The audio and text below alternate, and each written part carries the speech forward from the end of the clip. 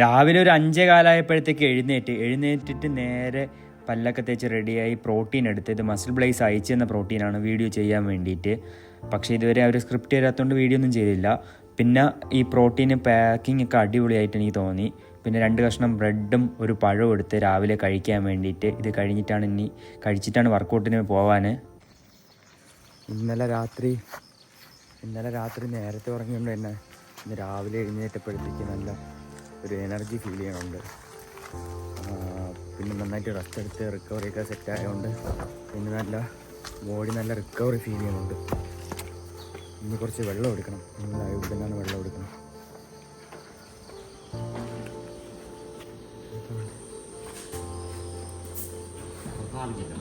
തണുത്തോളാം.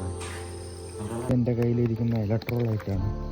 മറ്റേ ഇലക്ട്രോലൈറ്റിൻ്റെ ടാബ്ലറ്റ് ഇട്ടിട്ടുണ്ട്. കുറച്ച് കഴിയുമ്പോൾ കളർ കുറച്ചും കൂടെ മാറും, കുറച്ചും കൂടി ഡാർക്ക് കളറാവും. ഇന്നത്തെ ദിവസം ഗ്രൗണ്ടിൽ നല്ല മഞ്ഞുണ്ട്. അത്ര ഇല്ലെങ്കിലും ചില ദിവസം ഇതിലും കൂടുതൽ മഞ്ഞ് വരാറുണ്ട്. എല്ലാവരും എത്തുന്നുമ്പ് ഗ്രൗണ്ടിൽ എത്തുമ്പോൾ ഒരു മോട്ടിവേഷൻ ഫീൽ ചെയ്യും. ഞാനും അലനും എല്ലാ ദിവസവും കുറച്ച് നേരത്തെ ഇറങ്ങും. അതുകൊണ്ട് എനിക്ക് രാവിലെ ആരും ഇല്ലാത്തപ്പം വരുന്നത് ഭയങ്കര മോട്ടിവേഷനാണ്. രാവിലെ നമ്മൾ കുറച്ച് ഡൈനാമിക് സ്ട്രെച്ചിങ് ആദ്യം ചെയ്യും. അതിന് വേണ്ടിയിട്ടുള്ള തയ്യാറെടുപ്പാണ്. അതിന് മുമ്പ് കുറച്ച് മെഡിറ്റേഷൻ ചെയ്യാമെന്ന് വെച്ച് കുറച്ച് ബ്രീത്തിങ് എക്സസൈസ് ചെയ്യണം. നല്ലതാണ്. കാര്യം എന്ന് വെച്ചാൽ നമ്മൾ മൈൻഡൊക്കെ ഒന്ന് ക്ലിയർ ആവും, ഒരു ക്ലാരിറ്റി കിട്ടും നമ്മൾ എന്താണ് ചെയ്യാൻ പോകുന്നതെന്നൊക്കെ. അപ്പം റോളറൊക്കെ ഞാൻ ഇട്ട് കൊടുത്ത് പിള്ളേർക്ക് വേണ്ടിയിട്ട് അവരൊക്കെ വന്നു തുടങ്ങി. അപ്പം റോളറൊക്കെ കൊടുത്ത് കുറച്ച് നേരം ഇങ്ങനെ ഇരുന്നിട്ട് മെഡിറ്റേഷൻ ചെയ്യാമെന്ന് വിചാരിച്ച്. 2023 എല്ലാ ദിവസവും ഞാൻ ചെയ്തെന്നാണ് എൻ്റെ വിശ്വാസം. കാര്യം ഒരു ദിവസം പോലും വിടാണ്ട് ഞാൻ മെഡിറ്റേഷൻ ചെയ്യുമായിരുന്നു. അതിൻ്റെ ഒരു ബെനിഫിറ്റും എനിക്ക് മനസ്സിലായിട്ടുണ്ട്. പക്ഷേ 2024 വന്നപ്പോഴും ഒരു പാതി ദിവസമെങ്കിലും ചെയ്തതാണ്. പക്ഷേ 2025 വളരെ കുറച്ച് ദിവസങ്ങളിൽ മാത്രമാണ് ബ്രീത്തിങ് എക്സസൈസ് ചെയ്തിട്ടുള്ളത്. ഞാൻ മെഡിറ്റേഷനിൽ പ്രോയൊന്നുമല്ല. ഞാൻ ചെയ്യുന്നത് നോർമൽ ബ്രീത്തിങ് എക്സസൈസും പ്രാണായാമവും മാത്രമാണ് ചെയ്യുന്നത്. ആരൊക്കെ വേണോ വളരെ സിമ്പിളായിട്ട് ചെയ്യാൻ പറ്റുന്ന കാര്യങ്ങളാണ്. ഒരു 10 മിനിറ്റ് അല്ലെങ്കിൽ 5 മിനിറ്റെങ്കിലും ചെയ്യാം. നമ്മളിലോട്ട് കൂടുതലായിട്ട് നമ്മുടെ മൈൻഡ് ഫോക്കസ്ഡ് ആവും. നമ്മൾ എന്താണ് ചെയ്യാൻ പോകുന്നതെന്നൊരു ക്ലാരിറ്റി കിട്ടും. അതിന് വേണ്ടിയിട്ടാണ് ഞാൻ ബ്രീത്തിങ് എക്സസൈസ് ചെയ്യുന്നത്. പല ആൾക്കാരും പല ബെനിഫിറ്റിന് വേണ്ടിയിട്ടായിരിക്കും. എൻ്റെ ബെനിഫിറ്റ് ഇതാണ്. അങ്ങനെ മെഡിറ്റേഷൻ ചെയ്ത് കഴിഞ്ഞപ്പോഴത്തേക്ക് നമ്മൾ കുറച്ച് ഡൈനാമിക് സ്ട്രെച്ചിങ് സ്റ്റാർട്ട് ചെയ്ത് തുടങ്ങി. ആദ്യം മെല്ലെ സ്റ്റാർട്ട് ചെയ്താൽ മതി ഡൈനാമിക് സ്ട്രെച്ചിങ്.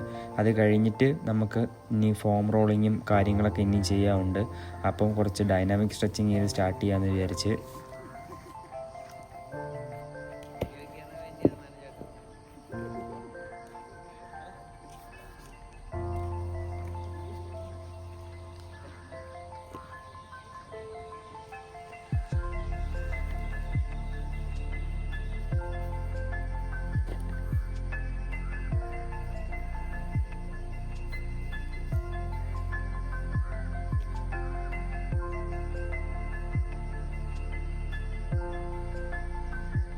ഡൈനാമിക് സ്ട്രെച്ചിങ് കഴിഞ്ഞിട്ട് ക്യാറ്റ് പോസ് ചെയ്യാമെന്ന് വെച്ച് നമ്മളെ റുട്ടീനിൽ ഉൾപ്പെടുത്താൻ പറ്റിയൊരു വാമപ്പ് ആണ് ക്യാറ്റ് പോസ്. അതേപോലെ തന്നെ ഒരു ഡൈനാമിക് സ്ട്രെച്ചിങ് കൂടിയാണ്.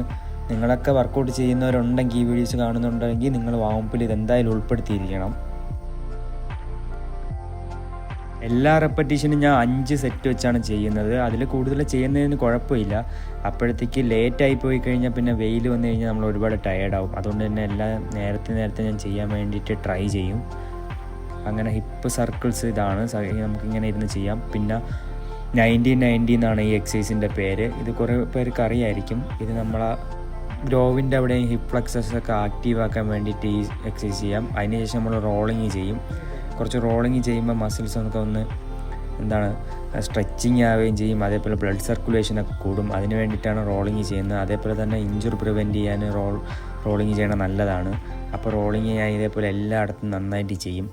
അതുപോലെ ഇഞ്ചുറി വരാതിരിക്കാൻ വേണ്ടിയിട്ട് നമുക്ക് ഇതൊക്കെ ചെയ്തിരിക്കണം നിർബന്ധമായിട്ടും. ഈ റോളിങ് എക്സസൈസുകൾ നിങ്ങൾക്ക് ഈ വീഡിയോസ് കണ്ട് പഠിക്കാൻ പറ്റും എങ്ങനെയാണ് ചെയ്യാവുള്ളതെന്ന്. പല ആൾക്കാരും വീട്ടിൽ മേടിച്ച് വെച്ചിട്ട് ഉപയോഗിക്കാതെ വയ്ക്കുന്ന ആൾക്കാർ ഒരുപാട് പേരുണ്ട്. അപ്പം അവർക്കും ഇത് യൂസ്ഫുൾ ആവുമെന്ന് ഞാൻ പ്രതീക്ഷിക്കുന്നു. അപ്പം ഇങ്ങനെയൊക്കെയാണ് ഇതിൽ റോൾ ചെയ്യുന്നത്. നമുക്ക് ഗ്രോവിൻ്റെ സൈഡും അതേപോലെ അഡാക്ടറൊക്കെ ഇതേപോലെ റോൾ ചെയ്യാൻ പറ്റും. ഇതൊന്നും ചില ആൾക്കാർക്ക് അറിയില്ലായിരിക്കും. പക്ഷേ ഇപ്പോൾ ഇതിൽ കൂടെ കണ്ട് നിങ്ങൾക്ക് മനസ്സിലാക്കി ചെയ്യാം.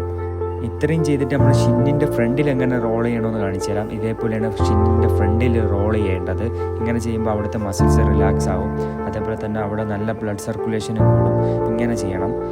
ഇത് കഴിഞ്ഞിട്ട് നമ്മൾ ഇനി തെറാബാൻഡിലെ ആംഗിളും അതേപോലെ തന്നെ ഹാംസ്ട്രിങ് ആക്ടിവേറ്റ് ചെയ്യണം.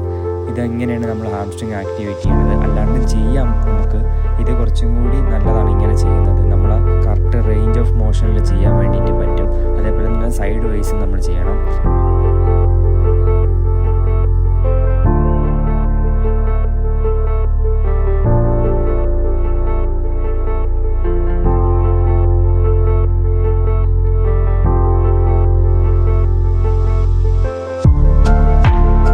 ഇത്രയും നമ്മുടെ ആംഗിളിന് വേണ്ടിയിട്ടാണ്. അതേപോലെ ആംഗിൾ മാത്രമല്ല, നമ്മുടെ ഷിൻ മസിൽസിനെയൊക്കെ ആക്റ്റീവ് ആക്കാനും സ്ട്രെങ്തൻ ചെയ്യാനൊക്കെ ഈ കാര്യങ്ങൾ നമുക്ക് യൂസ്ഫുൾ ആവും.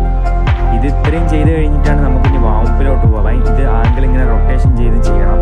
അപ്പോൾ നമ്മളൊരു 12 അങ്ങനെയൊക്കെ ചെയ്താൽ മതി. 6 to 12 അത്രയൊക്കെ ചെയ്താലും മതിയാവും. ആദ്യം തുടങ്ങുമ്പോഴത്തേക്ക് പിന്നെ കൂട്ടി കൊണ്ടുവരണം. അതിനുശേഷം ഷൂസ് കെട്ടി നമ്മൾ വാമപ്പ് ചെയ്യാൻ പോവുകയാണ്. നമ്മുടെ പിള്ളേരൊക്കെയാണ് ഇതൊക്കെ.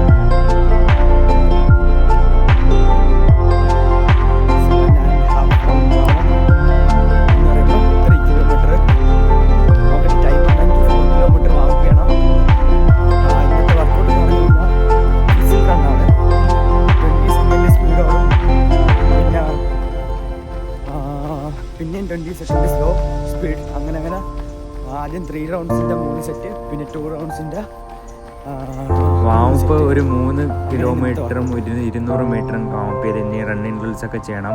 റണ്ണിങ് ഡ്രിൽസൊക്കെ ചെയ്തിട്ടാണ് നമുക്കിനി വർക്കൗട്ടിലോട്ട് പോവേണ്ടത്. അപ്പോഴത്തേക്ക് നമ്മുടെ സാറെത്തും. അപ്പോൾ അതിന് ശേഷം പിന്നെ റണ്ണിങ് ABC ഒക്കെ ചെയ്ത്, ഇത് ഞാൻ സ്വന്തമായിട്ട് എടുത്ത വീഡിയോ ആയതുകൊണ്ടാണ് ഇങ്ങനെ വൃത്തിയില്ലാണ്ടിരിക്കുന്നത്, ക്ഷമിക്കണം. അപ്പോഴത്തേക്ക് സാറെത്തിയിട്ട് ഇനി വർക്കൗട്ടിലോട്ട് നമ്മൾ പോകും. അങ്ങനെ റെഡിയായി വർക്കൗട്ട് ചെയ്യാൻ വേണ്ടിയിട്ട്.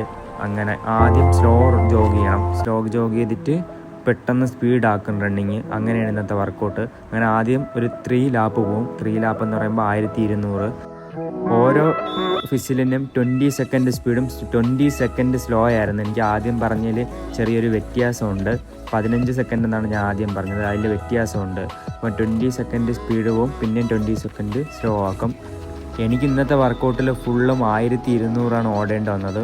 എല്ലാം 3 ലാപ്പാണ് ഓടേണ്ടി വന്നത്. പക്ഷേ ആദ്യം മറ്റുള്ളവരൊക്കെ എല്ലാം 2 ലാപ്പ്, 3 ലാപ്പ്, 3 ലാപ്പ്, പിന്നെ 2 ലാപ്പ് ആയിരുന്നു. പക്ഷേ എനിക്കെല്ലാം 3 ലാപ്പായിരുന്നു. അപ്പം എനിക്ക് 6 സെറ്റ് 1200 ഓടേണ്ടി വന്ന്. വർക്കൗട്ടിനിടയിൽ ഇതേപോലെ ഇലക്ട്രോലൈറ്റ്സ് എടുത്തുകൊണ്ടിരിക്കുന്നത് നല്ലതാണ്. ഞാൻ സ്പോർട്സിലോട്ട് ആദ്യം വന്ന സമയത്ത് അവിടെയുള്ള സ്പോർട്സിലെ സീനിയർ ചേട്ടന്മാരെന്നോട് പറയുമായിരുന്നു വെള്ളം കുടിക്കില്ലെന്ന്. അവർക്ക് അതിനുള്ള അറിവൊന്നുമില്ലായിരുന്നു. പിന്നെയാണ് മനസ്സിലായത് അത് വെറും പൊട്ടത്തനാണെന്ന്. വെള്ളം കുടിക്കണം. ഓരോ റെപ്പറ്റീഷൻ വർക്കിൻ്റെ ഇടയിലും 5 മിനിറ്റാണ് നമുക്ക് റെസ്റ്റ് കിട്ടുന്നത്. ഈ 5 മിനിറ്റ് കഴിഞ്ഞിട്ട് അടുത്ത സ്റ്റാർട്ട് ചെയ്യും. ആദ്യം സ്ലോ പോവും, പിന്നെയും സ്പീഡ് പോവും. അങ്ങനെ ഈ വർക്കൗട്ടിൻ്റെ മെയിൻ പർപ്പസ് എന്ന് പറഞ്ഞു കഴിഞ്ഞാൽ നമ്മൾ ഏത് പേസിൽ പോയാലും നമുക്ക് പിടിച്ച് നിൽക്കാനുള്ളൊരു സ്ട്രെങ്ത് കിട്ടാൻ വേണ്ടിയിട്ടാണ് ഈ വർക്കൗട്ട് ചെയ്യുന്നത്.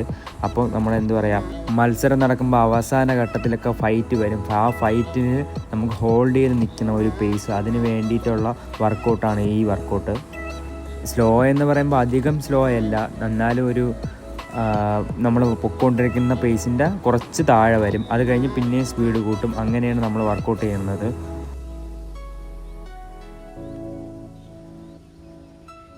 ഇപ്പോൾ ഈ കാണുന്ന റണ്ണിങ്ങിൽ നിന്ന് മനസ്സിലാവും നമ്മൾ അത്യാവശ്യം പേസിൽ വന്നിട്ട് ഫിസിൽ കേൾക്കുമ്പോഴത്തേക്ക് പെട്ടെന്നല്ല സ്ലോ ആക്കിയത്, മെല്ലെ ഗ്രാജുവലിയാണ് സ്ലോ ആക്കിയത്.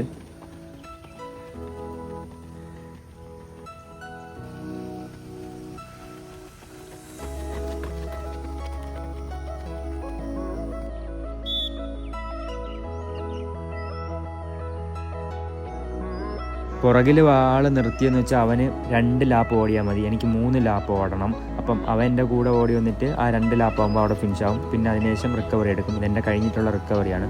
അതിന് ശേഷമുള്ള വർക്കൗട്ടാണ് പിന്നെ ഈ കാണുന്നത്.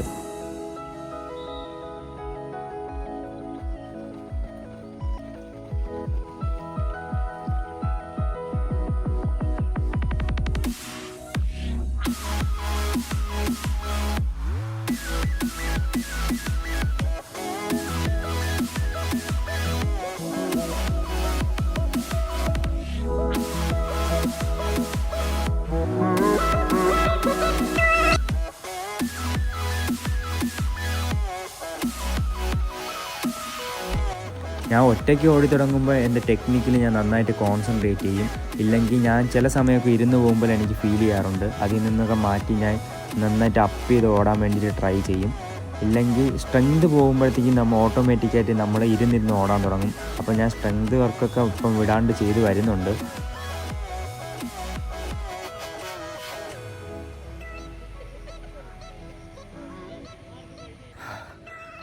ഇന്നത്തെ വർക്കൗട്ട് കഴിഞ്ഞ് എല്ലാം കംപ്ലീറ്റ് ചെയ്യാൻ പറ്റി. ഇന്നലെ മസാജൊക്കെ ചെയ്തുകൊണ്ട് തന്നെ ഇന്ന് ബോഡി ഫ്രീ ആയി. അതുകൊണ്ട് ഇന്ന് ഒരുവിധം നന്നായിട്ട് തന്നെ ചെയ്യാൻ പറ്റി. ഞാൻ ഇനിയൊരു ചെറിയ ടെക്നിക്ക് പറഞ്ഞുതരാം. ഇപ്പം ഞാൻ നല്ല ടയേർഡായിട്ട് നിൽക്കുകയാണ്. പക്ഷേ നമ്മളെ ബോഡി ഫ്രീ ആവണമെങ്കിൽ ഒരു ടെക്നിക്കുണ്ട്. നമ്മൾ ചിരിക്കണം. ഇങ്ങനെ കേൾക്കുമ്പോൾ നിങ്ങൾക്കൊക്കെ ചിലപ്പം ഇവ എന്ത് പറയുന്നതെന്നൊക്കെ വിചാരിക്കും. പക്ഷേ നമ്മൾ സീരിയസ് ആയിട്ട് നമ്മൾ ചിരിച്ചുകൊണ്ട് സംസാരിക്കുകയൊക്കെ ചെയ്ത് കഴിഞ്ഞാലും അതേപോലെ നമ്മുടെ ബോഡി ഓട്ടോമാറ്റിക്കായിട്ട് നമ്മുടെ ടയർഡ്നെസ്സൊക്കെ കുറയും എന്നാണ് ന്യൂറോ സയൻറ്റിസ്റ്റുകളൊക്കെ പറയുന്നത്. എനിക്കും റിയാലിറ്റി ആയിട്ട് തോന്നിയിട്ടുണ്ട്. നിങ്ങൾ വർക്കൗട്ട് ചെയ്ത് നോക്കുമ്പോഴത്തേക്ക് ചെയ്ത് നോക്കും ഇതൊക്കെ ഒന്ന്.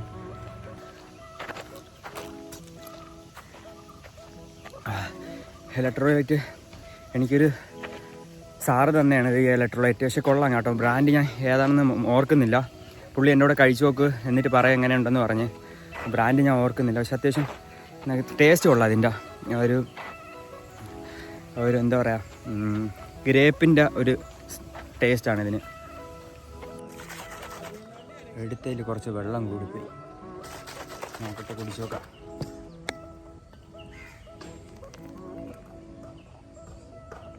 ടേസ്റ്റ് വെള്ളം കൂടിപ്പോയോണ്ട് ടേസ്റ്റ് കൊള്ളൂല, ഒരു രസമില്ല. ഇപ്പം നാളെ കുറച്ചും കൂടെ വെള്ളം കുറച്ച് നമുക്ക് കൂൾ ഡൗൺ ചെയ്യണം. ഒരു 2 കിലോമീറ്ററാണ് കൂൾ ഡൗൺ ചെയ്യാൻ വേണ്ടിയിട്ട് പോകണം.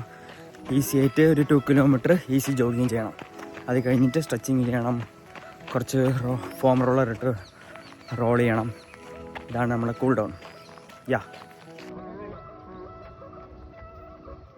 ഇന്നൊരു അബദ്ധം പറ്റി.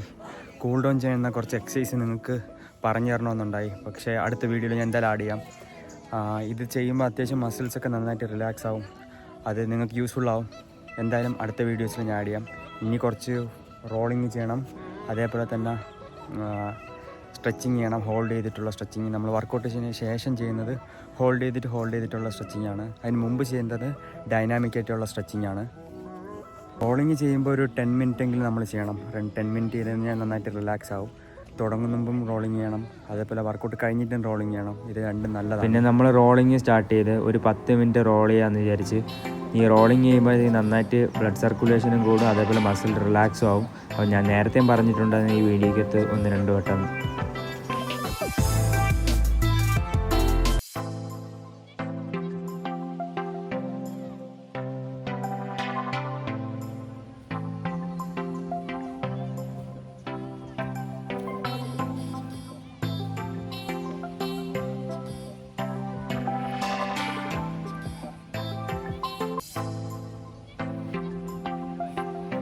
ഈ ബോൾ ഉപയോഗിച്ചിട്ട് ഇനി നമ്മളെ കാലിനകത്ത് റിലീസ് ചെയ്യാൻ പറ്റും.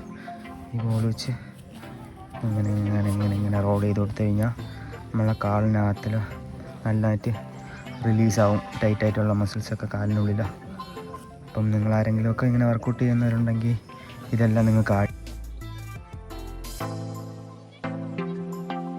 ഇത് കഴിഞ്ഞിട്ട് നമ്മൾ 10 സെക്കൻഡ് വെച്ച് എല്ലാ എക്സസൈസും ഹോൾഡ് ചെയ്തും ചെയ്യും. ഇത് നമ്മളിങ്ങനെ ചെയ്യുമ്പോഴത്തേക്ക് നമ്മളെ മസിൽസ് നന്നായി ടൈറ്റായിട്ടിരിക്കുന്ന റിലാക്സ് ആവും. അതിന് വേണ്ടിയിട്ട് ഹോൾഡ് ചെയ്ത് ചെയ്യും. അപ്പോൾ നിങ്ങളും വർക്കൗട്ട് ചെയ്യുമ്പോൾ ഇതൊക്കെ നിങ്ങൾ ആഡ് ചെയ്യണം, വിട്ടുപോകലും. അതിന് വേണ്ടിയിട്ടാണ് ഈ വ്ളോഗായിട്ട് ഞാൻ ചെയ്തിപ്പം പോകുന്നത്. പിന്നെ നമ്മളൊരു ജേണിയും കൂടിയായിട്ടാണ് ഞാൻ കണക്കാക്കുന്നത്. അപ്പോൾ ഇതിനകത്ത് നല്ല ദിവസങ്ങൾ വരും, മോശപ്പെട്ട ദിവസങ്ങൾ വരും. നമ്മളെ തൈയുടെ അവിടുത്തെ മസിൽസ് സ്ട്രെച്ച് ചെയ്യാൻ പറ്റുന്ന ഒരു സ്ട്രെച്ചിങ് കാണിച്ചിരുന്നത്. ഇങ്ങനെയാണ് സ്ട്രെച്ച് ചെയ്യേണ്ടത്. അപ്പം നന്നായിട്ട് തൈസിൻ്റെ ഭാഗം സ്ട്രെച്ച് ആവും. അപ്പോൾ ഇങ്ങനെ അറിഞ്ഞുകൂടാത്തവർക്ക് ഇങ്ങനെ ചെയ്യാം. പിന്നെ അതിന് ശേഷം നമ്മൾ കുറച്ച് ബട്ടർഫ്ലൈയിൽ ഹോൾഡിങ് ചെയ്ത്, ഇത് നല്ല എക്സസൈസാണ്.